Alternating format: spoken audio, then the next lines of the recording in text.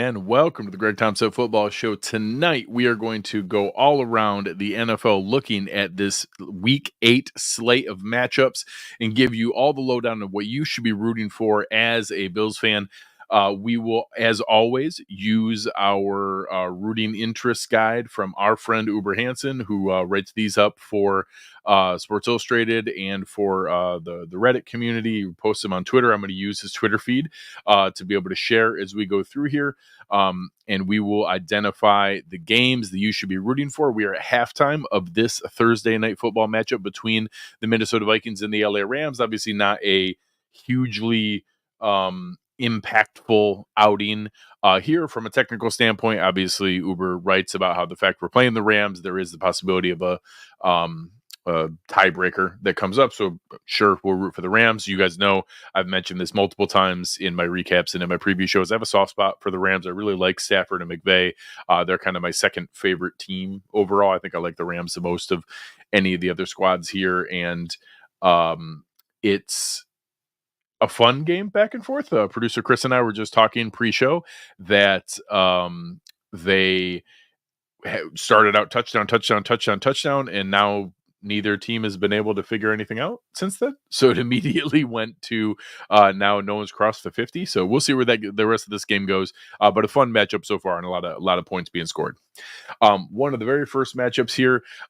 This is just a huge sigh of relief game for the city of Cleveland, for all of my adult friends around the area here, my neighbors, my wife, my father-in-law.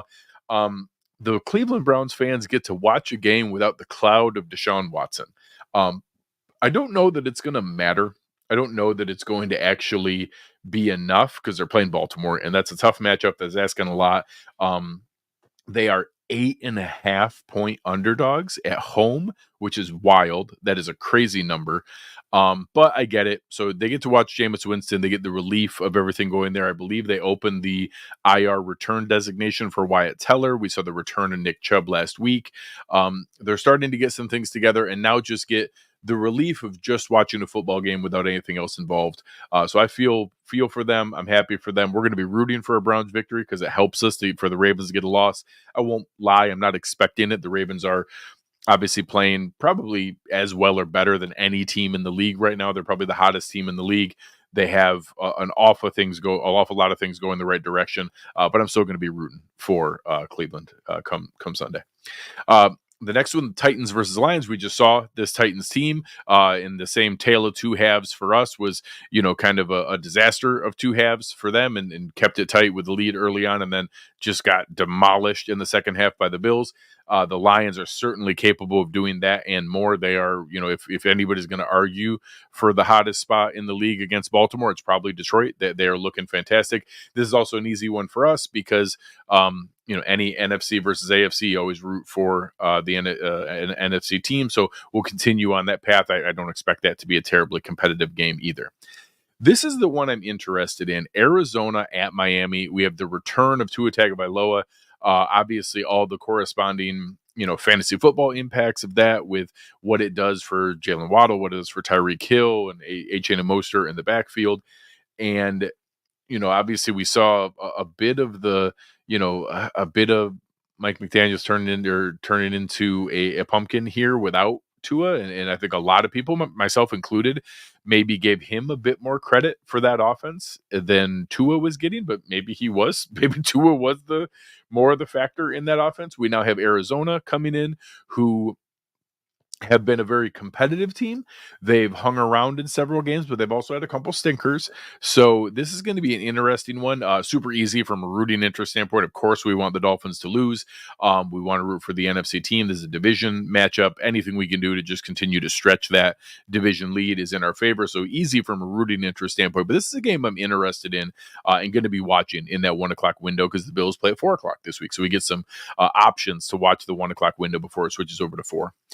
Another one, super easy rooting interest because we get kind of the double bonus here. The Jets are at the Patriots. We get to root for the Patriots to ruin their draft pick a little bit more. We get to watch the Jets just kind of continue to just crumble into themselves and hope that both teams are 2-6 as this comes up and happens in the matchup here. So I have no idea what to expect here. Drake May has looked sneaky. I actually think he's looked pretty good. If I was a Patriots fan, I'd feel pretty good about what he's shown in flashes. He's inconsistent. He's still a rookie. There's not a ton of talent or protection around him, but he's still producing each week and putting up some plays and making that team more entertaining at a minimum.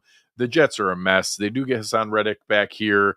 Their second week with Devontae Adams. At some point, I expect the talent here to overcome some of the mess, but man, they've made it hard to be able to do that. Next game, just an NFC one, Falcons versus Bucks. This is two teams that have both given up some ground lately and taken a couple tough losses. This is a big one where they both teams need to figure out where they're going, what they're doing, what they're trying to accomplish here, and not giving up any further space in the division. I'm really curious to see what we find with the Bucks here. They lost both Mike Evans and Chris Godwin. Godwin for the season, Mike just for the IR designation, but it sounds like through the week 11 bye for them.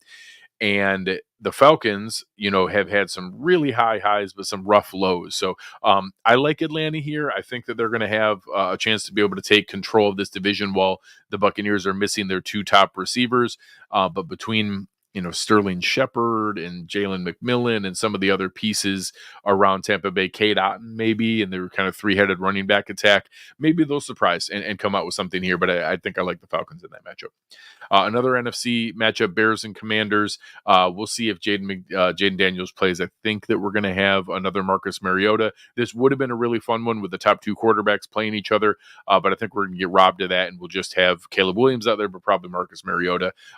Last week, Cliff Kingsbury kept it going, even with Mariota. So shout out to him and that entire Washington team, what they've been able to put together here. One of the most pleasant surprises in the league, but a fun game and oddly a surprising playoff impactful matchup in the NFC because a 4-2 team and a 5-2 team. I don't know that a lot of people expected that coming into this matchup, but good for them to be able to set it up that way.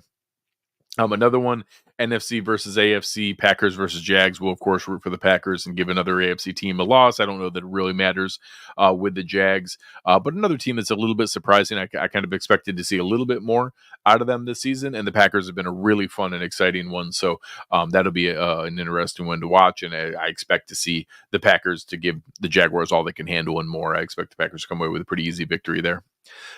Here's another one with some interesting strategy. I like the way that Uber kind of talked through here. You're always going to root from kind of top down in the strategy. So, of course, we want the AFC South to be more muddled and to be into that window here. We want the Texans to get a loss so that their head-to-head victory over us is not a tiebreaker and we have a lead on them in this matchup. So, that's easy from a rooting interest standpoint. I also hope that we get to see a bit more consistency out of Anthony Richardson. I think there's still some just inexperience in what we're seeing, but man, I'd love to see some more flashes of some stretches with consistency, some improvements in the mechanics and in his footwork. And I think you're going to need that to be able to take down a Texans team that has not been perfect. They just dropped a game that they probably should have been able to hold on to, but we'll root for the Colts here in this matchup and see where that one takes us. Saints Chargers, another easy one. We'll root for the Saints to be able to knock off the Chargers. Chargers are a tough team.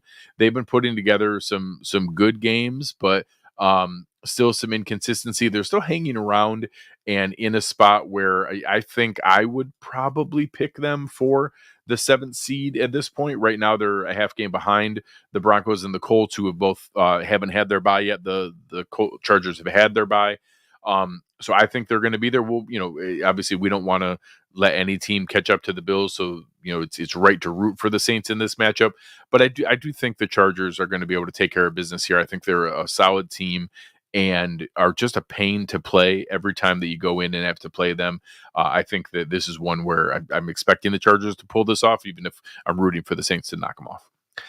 We all know Bills Seahawks, super easy to know what to root for. A bunch of great shows. Aaron and I had Ben Baldwin, the computer cowboy, on Twitter on his show. Anthony Prohaska had Mina Kimes, just a great slate of guests here this week on the Cover One Network. Go make sure you check out both of those games to get more on this Bills Seahawks matchup. Tons of good stuff to be able to watch. And obviously, we'll be rooting for the Bills all the way. Eagles Bengals, another super easy one, and one where I think we have one of our best shots here. I think the Bengals are playing well. They're getting their stuff together, going back the right direction. I'd love to see some of that momentum stopped here with an Eagles team that looked pretty good coming out of the bye. I think that they seem to be able to get their house in order. There was a lot of rumors and stuff out there with Sirianni and how that team was going. They looked good last week. I think that they can take care of business with the Bengals. But the Bengals certainly are getting things going back the right direction after digging a nasty hole for their start to the season. So this would be a good one to knock them back to 3-5 and make them have to dig a little bit harder. Panthers Broncos, I guess technically we're rooting for the Panthers here, but they are just a mess. I think they've had to go back from Andy Dalton back to Bryce Young here. That is just going to be a feast for that Denver Broncos defense. I think that it's going to be really, really impressive if the Panthers pull off a win here. The Broncos, again, one of the more surprising stories right up there with Washington for this year. I expect them to come out of this week at 5-3 and readily in command of a playoff spot as we go forward. And I did not expect to say that coming into this season. The other 4 o'clock slate, obviously super easy for us to know who we're rooting for. Chiefs at Raiders. This Raiders team is a mess. If we see the Chiefs 2 years in a row lose in a trap game against the Raiders at home in Las Vegas, I will laugh heartily. I do not expect this to be the Chiefs' first loss of the season. They obviously just traded for DeAndre Hopkins. I don't think he's some terrifying weapon, but the man's still got amazing hands, and Patrick Mahomes has made much, much lesser players look fantastic. So, of course, DeAndre Hopkins is still going to be impactful and a difference maker for them because he can still, he's one of those guys who's open even when he's not open, and he catches the ball every single time. I do not expect that to shift dramatically here or to change. So we'll root for the Raiders, but I'm not expecting a whole lot. The Sunday night matchup here, Cowboys 49ers, all NFC, no real significant rooting interest. Technically, we play the 49ers, so helping our strength of victory, or strength of schedule tiebreaker, we'll root for them. And it's always fun to root against Cowboys, so I advocate for that strongly. And then the Sunday night or the Monday nighter, another interesting one, Giants at Steelers. This one matters much more. A lot of tiebreakers involved.